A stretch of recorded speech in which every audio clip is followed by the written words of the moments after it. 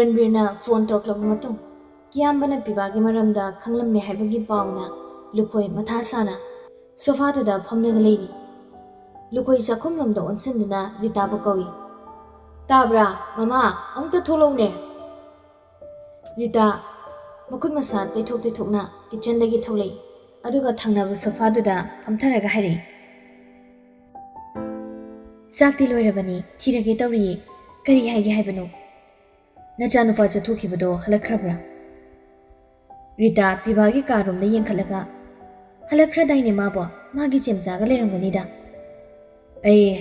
मागा वारी साननी चाक तोक्लगा फजना साबिरो मचे लापगे हराव हराव ngaktang leimina kisanu kuina unarudabaga aine चाक थिरुखिगे तौरो रिता हगोतुना चटकी चाक थिबा लोइरदुना चानबा सेम साबा पुंगनमक लोइर मतुंग मचानीदो कौरुरी लुखोय डिनर चेयर अमदा हाना फमदुना लेरमी चेमचागा पिबागसु लाक्तुना फमथख्रे ममा इबेमना अवादा पायेंगमलगा मासु फमथरई चाबा होरब मतुंग लुखोय चाक चखो ममा उपा लोइरगा प्लेटता लेरिबा चाकतो सेम हारि इपागी निंगथौ इसिंग थक्के आइदुना ग्लास लोखलंबनी पिबादो अदबु मपाना कौरक्लिबा मिंगदुदा चपलेपगा मयादा उमदुना लेरिबदो याम तन्ना साइरगा मचेगा ममागदा हाइरब येंगलई मचागी मतौ खंगबा रिता लुखोयदु उनसनदुना तबलब हाइरि साक तोक्लगा निंगथिना सारिसिबा मखोय पाबो लुखोय पिबादा येंगना हानागुम अदुम इचम चमना हाइरि चापुदी चारी आई खंगी अदबु चाक चारिङैदा नत्रबदी इपाना नंगोंदा वा हाइबगी मतम इसादगी फंगदे अदुना वासे हौदोगलिबनी चेमचादो करीम खुमदे मपागे वासे करीनोमदे हाइनिंगना हाइबा खंगबना मातुमिना दुम लई अदुबु मासो पिबादा मु मपागे वादुना करी हाइरकदबनो हाइबसो खंगनिंगना संगाई हयेंदी इपागा थबक मफम खरदा चलसी पिबा मपादा येंगते चाक चारिबा प्लेटुदा येंगना मखुतुना चाकतो तोटपा सानरी लुखोयना हयेंसिमा थबक मफम अयाम्बदा आइगा चलुरसो मथंगी नुमित्तगिदी नंगना तुम चलगा येंगसलगदबनी वादो हेक लोइबगा पिबा चाक तोलम मखुतो चपलेपी अदुगा ममितो प्लेट येंगलंबदगी चुमद्रिंगना फट येंगली मदु क्या हिनरोइबा पाना याम थाजबा मी अमा थिरगा सिनबियो चाकतो मखा ताना चखोम अमा हुई नाकंदा तुमिन चाक चारंबा मचेगा ममागदो पिबागी पाखुमदुदा चाक चाबा लेपगा येंगलई लुखोयना करिगिनो अइने हेक पोकपा अइगी चावरगा अइगी अनिंगबा अपाम्बा मता नंगना यादरसिबो असुकुइन अइना तानसिलिबा लिपसिलिबसे नंगिनिनि पुमनमक्सिगी मपु ओइहोगदौरिबा नंगना नंगिना पोटनरसिबु मिंगोंदा सिनौ हाइरिबा नंगिना पोक्तुबु करिनोने इपागी निंगथौ कौरक्लिबा पागी मिंगदुना सुहेना अइना पागी मतुंग इनबा पामदबगी अचोबा मचाक अमसु हेले इपागी निंगथौ तौनरक्लिबा मरक्तुदा रिता चेमचानीदा पाखलई मखोय पाबो यारे तोपिरो कैदौगे होरेन चाक तोक्लगा निंगथिना सानरसि नाउ कैनो नंग तौरिदुबो तपथौ पाबुनी नंगना हाइसे चेमचा आई खंगी आई लोइना खंगी हेक पोक्लकपगदगी अइना ज्ञान तारकपदगी हौना अइगी अपामबगी मायोक्ति लेपलगा लागा होजिकना अइना पामदबा यानिंगदबा लंबिसिदा चतुना तुंग इलो हाइबदुदी अयाबा ngamo होइसे यारेसे अदो नंगना ngangi खरा हलो पाबुंगी सिनंगोदा वापुमसे हौदोरक्लिसे नंगोदा असा चावना थमलगा वाखल अमा खनबगिनी लुखोय हंदे मचागी मतौतुदा वासु मखा तारी ngasi phawba nangna haibada indunata nangna chatningbada chat langningbada lang ngawningbada ngaw tawonduna laibisi khudimang nangi khalagani ni nangna lotuna thamliba wafam angawbugum leiba nangi puming ipa loina khangi ui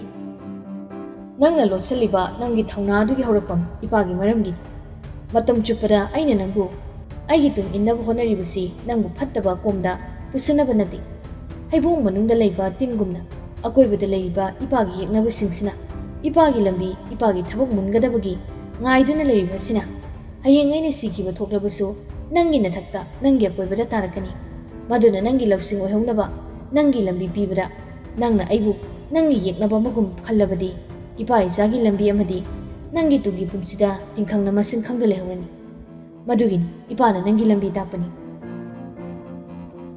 Inkalakpagi haunabi ngangliba wasigi wahanthok tungi miting sana yengludabigi haunabi famlambadagi fukhawali aduga sauna maso mapar onkatuna khumi pagi business pagi contract mayamdo ai pamde ai pagi lambi tuda tungin ba pamde aina pagi thabak singse yingsindrabadi ai gi karigum amata tawre hariso pumnamak manglani hariso ai hanna yengadaba nati wahi singse haram laga piba ising glass to lam laga chak charamba plate tuda ising do joro joro hizinduna makut hamjilaga sauna sahum amada thokre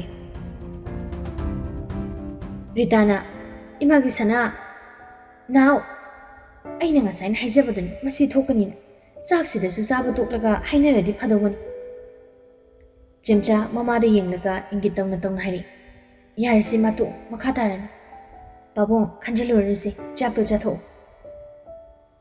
Si haram laga ma sagot khre Lukoi chatkiba machada yengduna lehobani adubu ngahak tumi ler matung mamaido mulai salaga Janing taba sora mo hundoktuna tablap hari Mana samaina sum tawlay badi yaroini Magi tungi khanbada ay siba ngamnoidawri Mama hujik ma chiksina laytaba yadaba Kiyamana mabu masak khangkrabani Mana di aikhoi khangwai haibagum laythokpaduni yaroini Kiyamagi macha devras araibinati Aduna wafamsi hongdoklaga mongonda gyan tahangi khanbani Yaroidawri Mama yaroidawri Ludori da tawrise Kiyamana khangkre haiba Karino makhoi pamo Mana lotsina bukhanabada Manglani haina khangalakiba thudokto Aiga mamangdagi contract munakiba Kiyama mangangi macha Devraski minini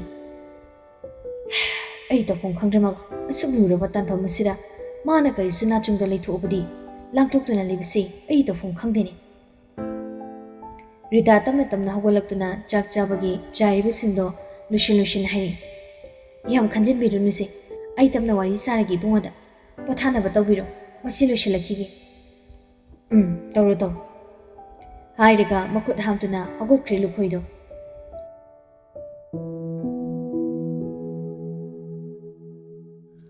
Somdana piba magi kage teres lomda thoktuna tumina wakhal inghanbagum Nongma walibi faringi taramari nipanba thajaba yengduna lepli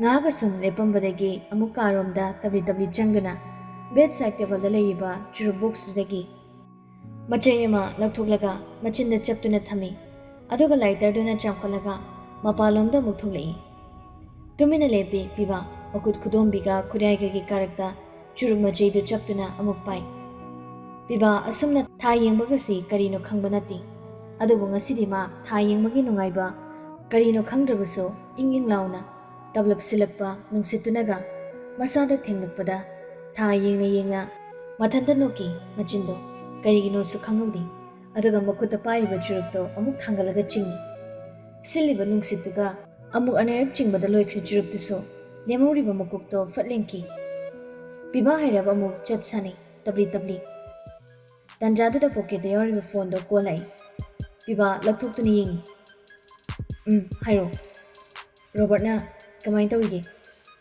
kaino receive zik phone tawrame nangona phone to bongamdre nangna lana khalamani hairi piba magi hainabi pisumani de sukchalaga tabla phairi kaigi made kaino nangkem khangriba mayik sing hairo aidi asomdagi noida paula madra khalubani Risiyogi babado khangkramali kyambada pau pikramali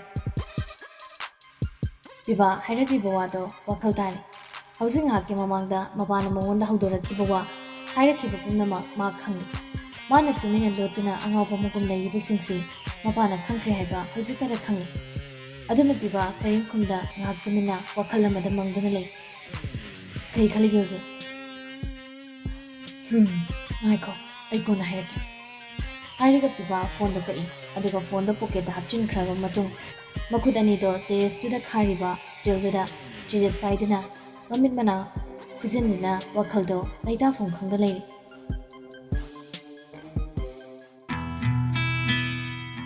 mathangi numit ni office tani jolly thaba lakli bado chak charaktre aduna pung 12 mu adaida tarak patuda lunch break loduna misna ga punna canteen da laktana lei Table da coffee asabadune parathaduga sandwich tumaga mangali Coffee pambi nupiduna coffee thakna thakna hari.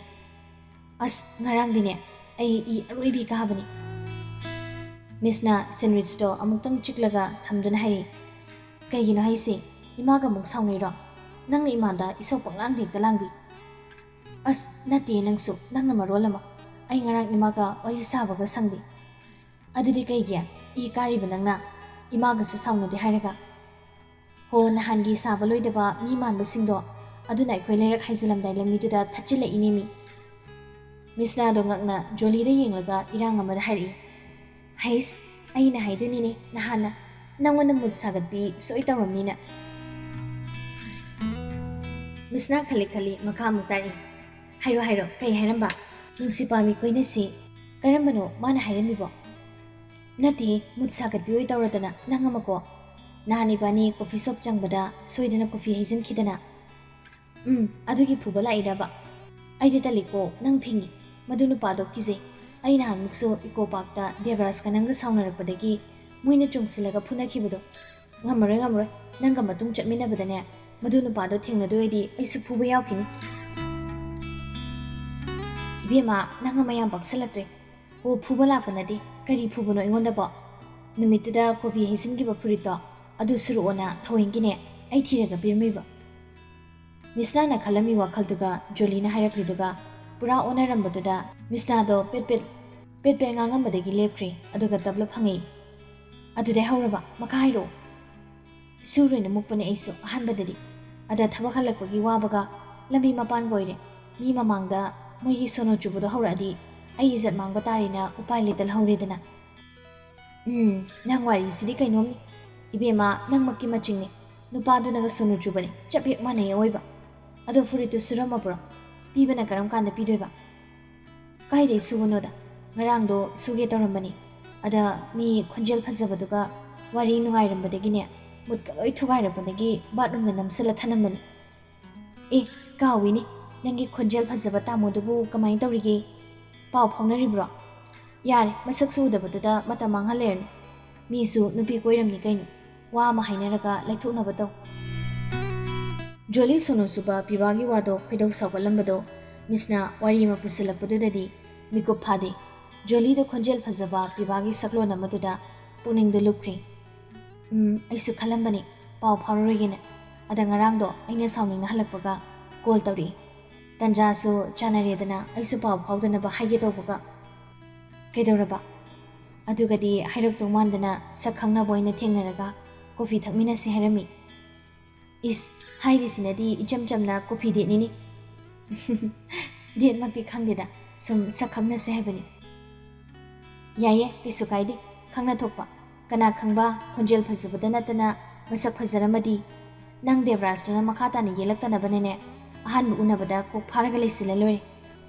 Is warize nang loisilone.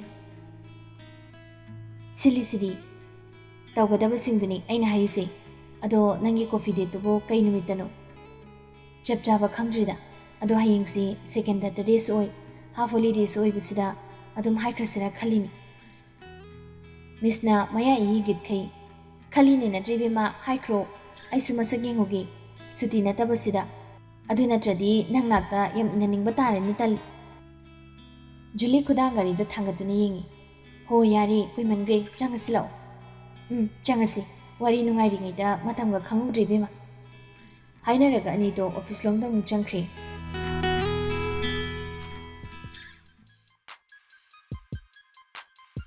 Nungthil pungani mukki matung Risi Robert ka punna pibagi yumda lai.